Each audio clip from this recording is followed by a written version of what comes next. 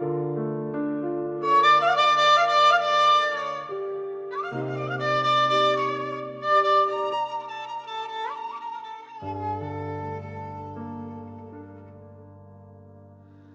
yol varsa gidecek, gece düşmezden evvel o yolu gidin. Yuxu varsa görecek, gözlemeden harekete geçin. Zaman incitmir, heç vaxt gözlemir, her şey yok olur, heç vaxt dayanmır. Buna yaşamak deyirlerse, sevmeden bir yerde dayanabilmezsen. Ürək varsa sevəcək, külək əsə belə ürəkdən qucaqla. Sabahdan əvvəl bugün qucaqlaş. Xəyalların əllərinizdən uçmasına imkan verməyin.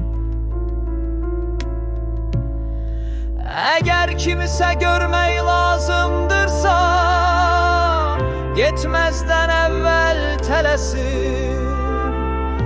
Əlimdən tutmalısan,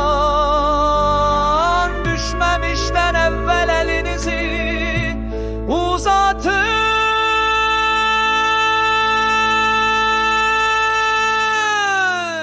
Zaman incitmir, heç vaxt gözlemir, her şey yok olur, heç vaxt dayanmır. Buna yaşamak deyirlerse, sevmeden bir yerde dayanabilmezsen. Bir yüreği sığalamak lazımdırsa, dayanmayın, hele de vurarken kaçın.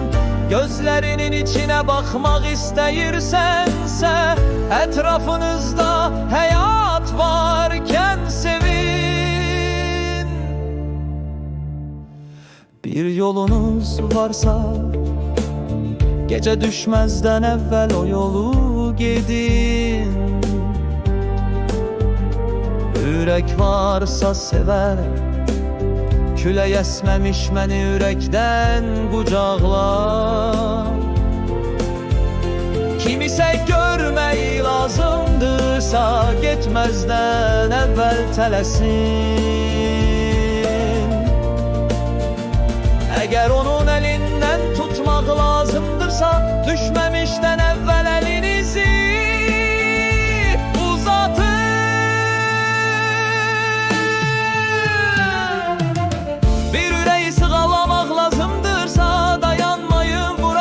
kaçın. Onun gözlerine bakmak istesen, gözler görende kaçın ve bakın. Demek istediğiniz bir şey varsa, danışmak sessizce. Seni dinleyerken sevmeyi isteyirse, başkasını sevmezden evvel tələsin.